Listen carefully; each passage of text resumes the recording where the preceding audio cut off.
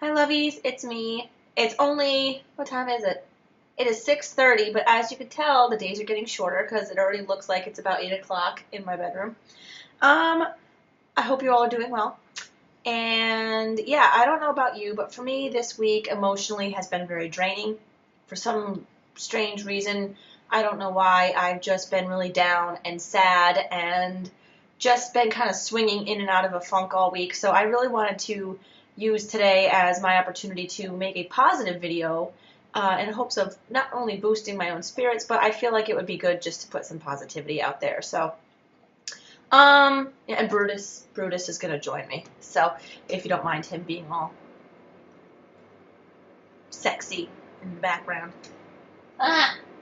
Anyway, so yeah, this video I was actually doing a lot of thinking about what my spiritual practice actually is lately, and I realized that I really have no way of defining it. I define my belief system more or less, but in terms of my actual practice, it's kind of all over the place. And I don't necessarily do any of the quote-unquote traditional stuff. I don't perform rituals. I don't practice any sorts of, in a coven or anything like that. I don't perform spells, Sabbats, Esbats, new moon, full moon. I acknowledge them all, but I don't really do much for them.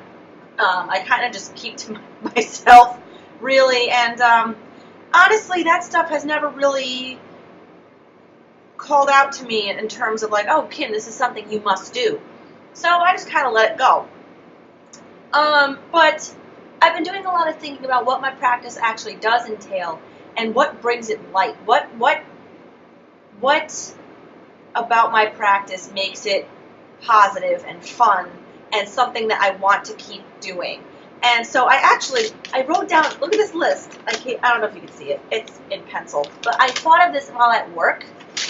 And throughout the day, I just kept jotting things down because, like I said, my practice is so all over the place that it's really hard to narrow down all the things that make it what it is. But I wanted to kind of shed light on what brings light to my personal craft. And so to start, in no particular order either, this is just more for fun than anything else, this is what's important to me and how I operate. Mythology. Stories of the gods that I connect with.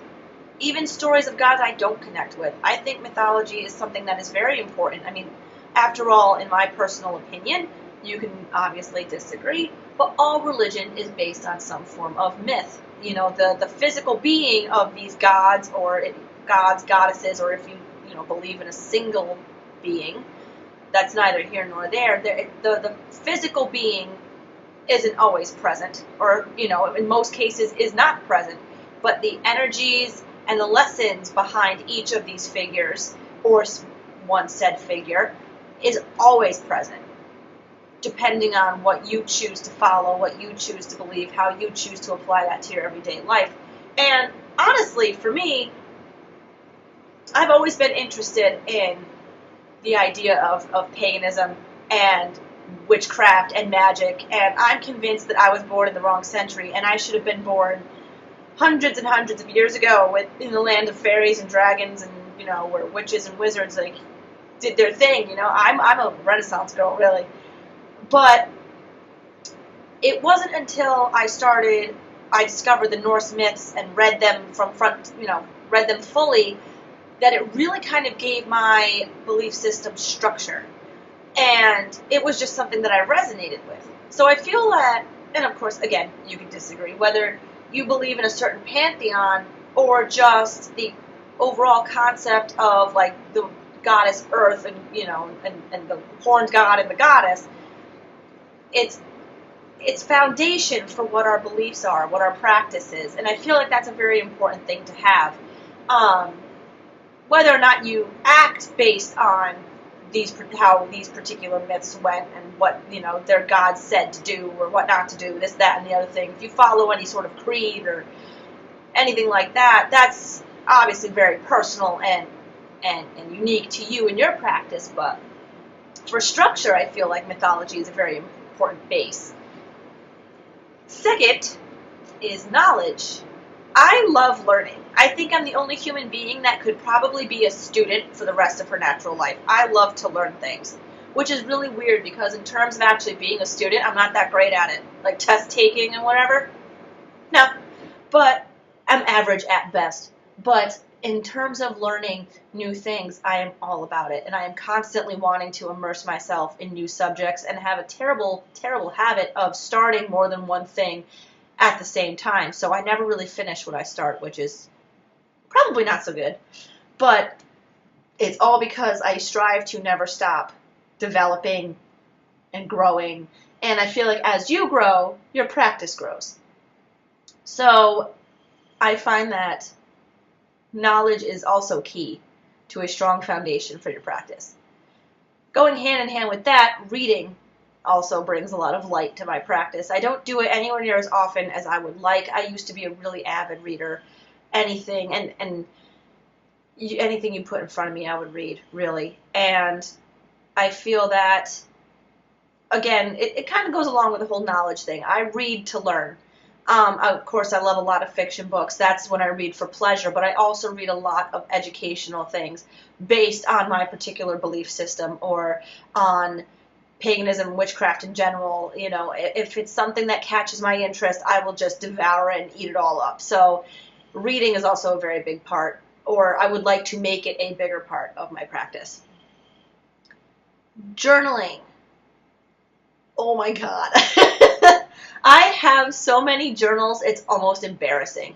I have a journal primarily focused on my anxiety as prescribed by my therapist. I have a journal for any sorts of divination practice, tarot spreads, tarot daily draws, any sorts of study that I'm doing.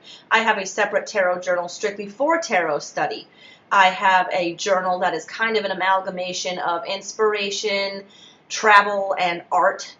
I have a strictly devotional journal that is for, that one is very, very personal, and I don't really talk about that one much, but that one is just between myself and the deities that I choose to acknowledge and work with. So writing is a passion of mine. So I'm always trying to write something, and with that handful of journals that I have, I'm constantly writing. And they each serve their own purpose, and they each help me grow, and they each help me develop, and they're excellent for recording progress, or, you know, again, taking notes when I'm reading something. If I want to keep record of something important, or if I don't want to forget something, I write it down in a journal. So that's a very, very, very important part of my practice that I love. A lot of people I know personally find writing in general to be a really kind of daunting task. I know a lot of people who aren't very big fans of writing, but for me, it's perfect. It's my outlet, really. Crafting is another one. I come from a family of crafty, handsy, creative people, and I like to apply that to my practice. I made this little doll of Loki based on how I saw him. I had a dream about him a long time ago. We're talking like 2+ years ago, and the image of him just kind of stuck with me, so I made myself a little devotional doll representative of how I saw him. And I used to take him with me everywhere, but now he protects the bed, my side of the bed. I also have this project going on. I don't want to call it a grimoire, I call it my book of truth, because there's nothing more powerful than one's own truth, as defined by them, that I have going on. I started making this eons ago. You probably saw my video about it. I'm pretty sure it was like over a year ago at this point. And I'm finally starting to add stuff to it. Hold on. Here we go. You can see I've been tea staining paper and working on getting some pages done. It's a very slow process. Now that I'm trying to climb out of my few months long rut, I want to get back into putting things together. So, you know, I have a few pages where things are happening. Uh-oh, upside down. Sorry, guys. I also color a lot. for my birthday, I received adult coloring books. So I colored this. Look how pretty it is. So yeah, and then, just different things here and there. I have a lot of blank pages still. One that I wanted to put for the moon phases and all that good crap. So it's a work in progress. It will forever be a work in progress. But crafting is another outlet for me. I like giving things my own personal touch and setting intention as I make them. Again, this isn't for everything. There is a lot of stuff that I use and have that is store-bought. I know a lot of people who hand make almost everything that they use, and I just don't. But the few things that I did hand make are very, very special to me, and I try to keep them always in my practice because I took the time to make them, and I want to make sure that they get used. Let's see, hiking. Hiking is actually another part of my practice. I kind of look at it as a time to recharge my batteries. I love the woods, the forest. I love being surrounded by trees and vegetation and leaves and the sounds of nature and dirt and all of that. I love being surrounded and almost smothered by it. Like, give it to me. I need it. So whenever we go hiking, I use it as a chance to really reconnect with nature and just kind of recharge myself. And I end up, even if it's really hot, because there have been a few times when we've been hiking and I don't even know what we were thinking. It was like sweltering and we're dying in the woods. We're like, we're just going to die here. And that would have been okay because I just leave feeling so good and so rejuvenated. And I don't do it anywhere near as much as I would like to, especially during the summer, because it does get so incredibly warm. And with work and all that stuff, it's just, and I try to never hike by myself. Not that I'm an irresponsible human being. I stick to flat trails. I don't do anything outside of what my exercise fitness level will allow, which is very high. Guys, we're talking a slope will kill me. So, but I try to always have a buddy, just in case, because you never know. So, it's different schedules and all that good shit. This summer, I didn't really get to go out that much. I'm hoping once the fall hits and things kind of slow down and, now all the kids are back at school and my schedule is going to kind of calm down, so I'm hoping I can go out a little bit more. That being said, fall season. Fall season is my absolute favorite. I'm one of the only people, I think, who look at this time of the year as my, rebirthing cycle. It's almost like my rejuvenating period. Everyone's looks at it as the dark time of the year where it's time to, look inward and all that.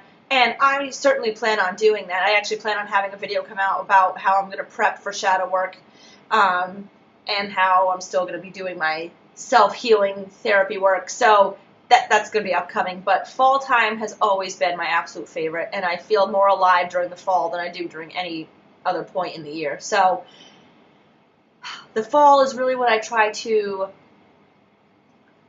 really focus on my practice. It's kind of when... Actually, the fall was when I really started developing my practice and decided that I wanted to follow the path that I'm on. So it all kind of happens around the October-November time frame. So now that that's approaching already, I can't believe that, but now that time is approaching, I'm going to use it to really just refocus and regroup and hopefully just think of new ideas, things for the upcoming year. Self-healing. Again, I made a video about this a while back. Actually, I think it's my most recent video, so I shouldn't be talking like it's that old. But that's also a very important part of my practice, and it's actually become the most important part of my practice because taking care of yourself is important not only for growth and development for yourself, but it's also important for your practice. If you neglect yourself, then there's no way that you can grow. There's no way you can expect your practice to grow because you're not putting 100% of yourself into it because you're not giving yourself the nurturing that you need. So self-healing for me is really super important, and I plan on really focusing on that, especially in the next couple months. music is the love of my life. Music is very, very important to me. I have music on almost all the time, and there are just some songs, I don't know if it's the same for you guys, but there are just some songs that wake me up and just, they excite me, and they make me think of all the things that I love about my path, the path that I'm on, and my belief system. And I'm really sorry, guys, I'm really stuffy, I don't know why. Anyway, but it's how I channel inspiration, and how I meditate, and how I really just connect with my practice. It really is like the glue for me. There are just some songs that I put on, and it just channels me right where I need to be. And I'll link some to give you an idea of the kind of stuff that I listen to, especially if I'm focusing on magical, pagan-y related stuff. Like I listen to a certain kind of sound, so I'll link a couple songs below so you get the idea. But yeah, music is my absolute go-to for any sorts of anything. Really. My altar. I don't have the traditional working altar that I know a lot of people have. I don't have one where I do readings from. I don't have an altar where I do spells at, any enchantments or anything at. I have an altar. I don't even know if you want to call it an altar. It is something that I inherited from my grandmother, and it's got a little statue that she used to have sitting in her apartment that, again, I inherited upon her passing, and I use it now, or I view it now as kind of like an ancestral altar. It's got little knickknacks and things that remind me of her and my grandfather and my uncle, and that sits out in my living room. And I also have my devotional altar in my bedroom, where I pretty much house all of my spiritual things, as well as my statues of Loki, and it's where I burn my incense. So it's not so much an altar for working. I don't have a working altar, and I wanted one at first because I felt like I needed one like everybody else, because everybody else had one, but I don't feel like I need one, and frankly I don't really want one. So I am more than happy with the two that I have going as of right now. Labradorite is something that brings light to my practice. I tried the whole crystal thing. I'm still trying to figure it all out. I want to learn them better than I do right now. I feel like they can be really beneficial to my practice, but I can't say I've like gotten super into them as of right now. But there's one stone that I am absolutely obsessed with, and that is labradorite. It is so freaking pretty, and it balances me out. It calms me down. Whenever I look at it, it's just got this soothing effect on me. I become kind of mesmerized by it. I actually bought a sphere. Of course, like, you can't really see the pretty colors because it's dusky and gross. But this, no, it's not even plugged in. Light on my desk that don't work. But you can kind of get the idea. This one's not as detailed as I have a little palm heartstone, and it literally looks just like a forest. You look into it, and just the striations and the colors and the shine, and I love it. Like, if I can get an engagement ring made out of this stuff. Guys out there, now you know. Okay. Authentic expression. That's a big one. Without getting super personal and deep on you all, but I have always struggled with expressing myself unapologetically. I've always felt like I needed permission to act a certain way or to do a certain thing, this, that, and the other. And I'm slowly learning now that it's okay to totally be yourself. It's important to be yourself, and you shouldn't have to explain that to anybody, and you most certainly shouldn't have to ask permission to be yourself from anyone. So I feel that, again, almost like the self-healing, that's going to be a bigger part of my practice in the coming months. Just being me. And in fact, I realized today as I was thinking about it that you guys, my lovely followers, know more about my practice and my path than most people in my family, than most of my friends. So in a way, you guys, I have a more intimate relationship with you guys than I do with most people that I actually interact with on a daily basis, face to face. And you know the real me. And I don't feel like, or you are getting to know the real me. And I feel like you're the only group that I have never felt like I needed to apologize to, because you all get it. And that was kind of a big, like, moment for me. I'm like, shit, man, I've been doing it all along. I just didn't realize it.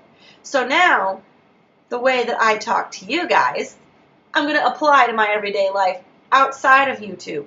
Because being more comfortable with people that I have never seen before in my life than I am with people that I see every day doesn't make for, while, don't get me wrong, guys, but it doesn't make for a very healthy living situation. I mean, every day it's like you have to, I felt like I had to shell myself up and only express myself, like, in the dark of the night on my computer to the YouTube crowd. And while I love you guys, and I love you guys, I want to be myself with everybody. And there shouldn't be anything wrong with that. So, thank you for being there from the very beginning, one. And two, helping me realize that I needed to change my way of thinking outside of my YouTube life. You guys are awesome, and I owe you big time. But I also express myself in the ways that I have been expressing myself, at least outwardly and on a physical level. The jewelry I wear, some of it is devotional, like this necklace, for example. I got it. It was made. It wasn't custom made, but it's the only one made of its kind, and it's meant for people who follow or people who have an intense love affair with Loki.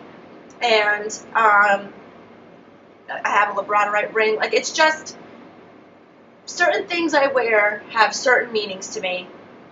And so that, in a sense, it's ritualistic. I wear the same things because that's how I'm expressing my practice, my belief system, this, that, and the other.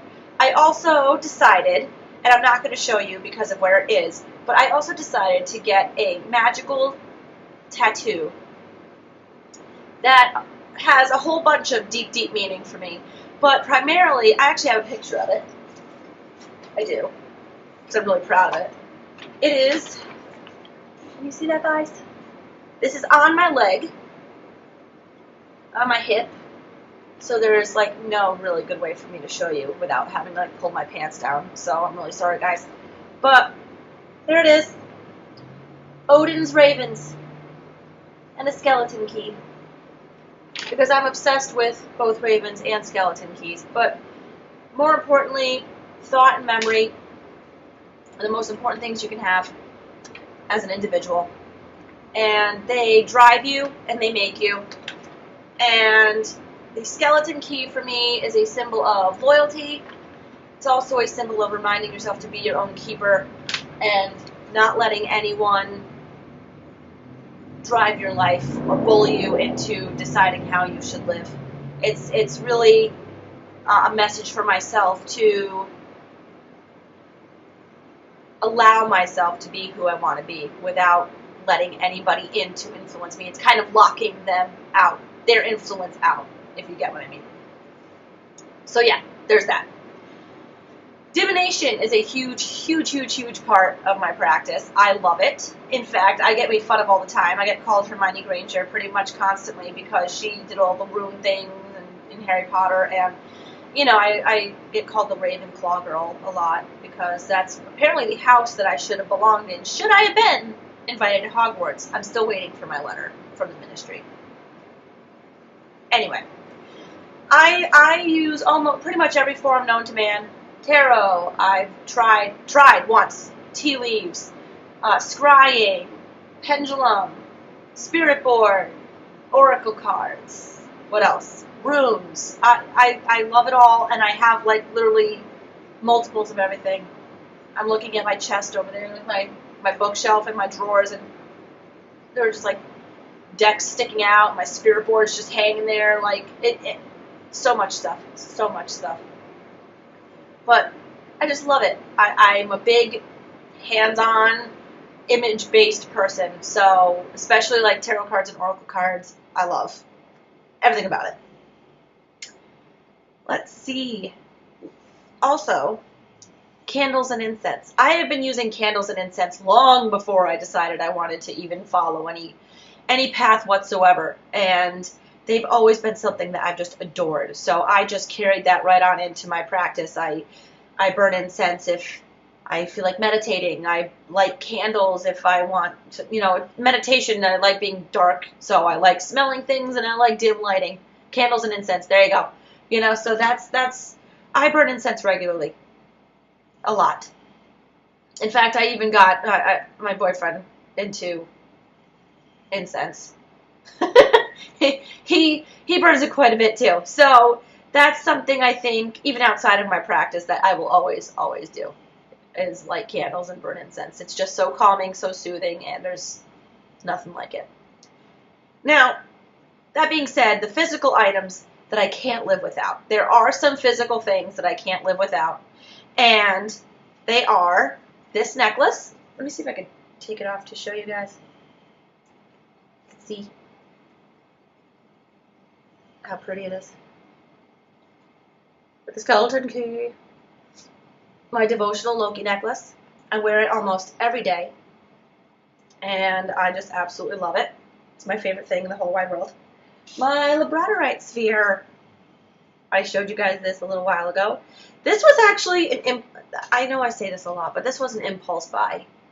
I went to a store because I've been planning. Excuse me, I can't breathe.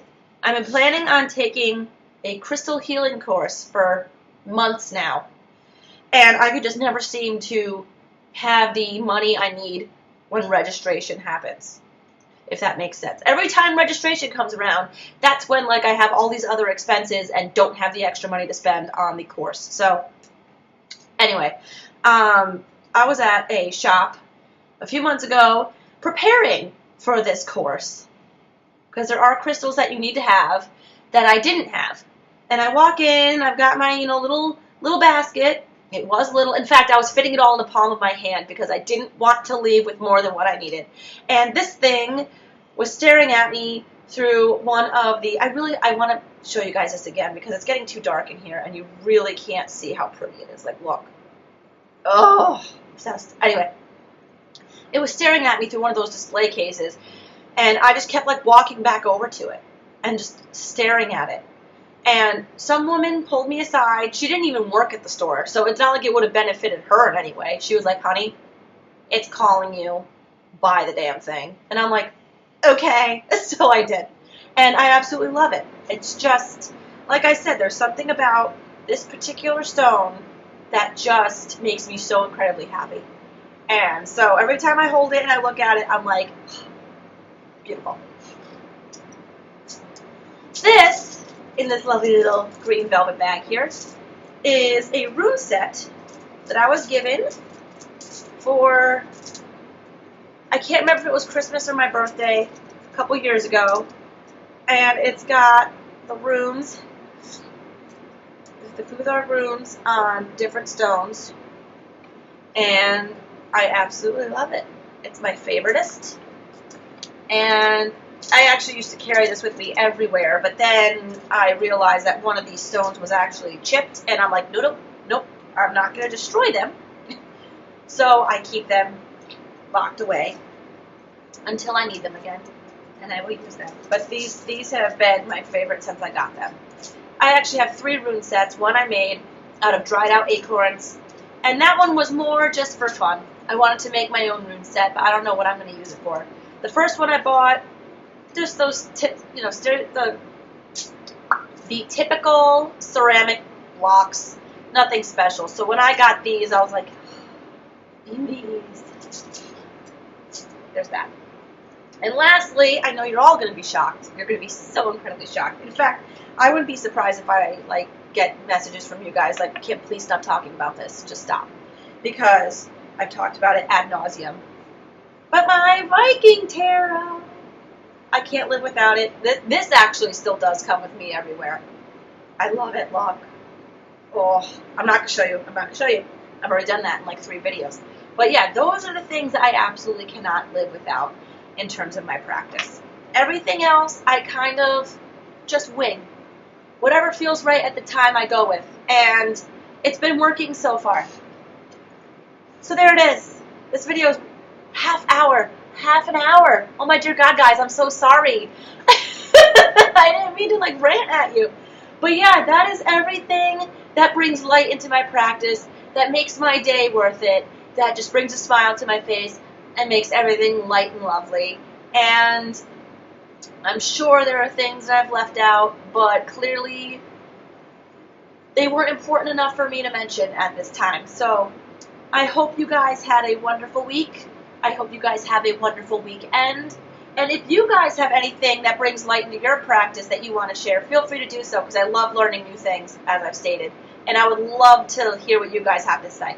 So as always, thank you for watching. Love and blessings. Bye-bye.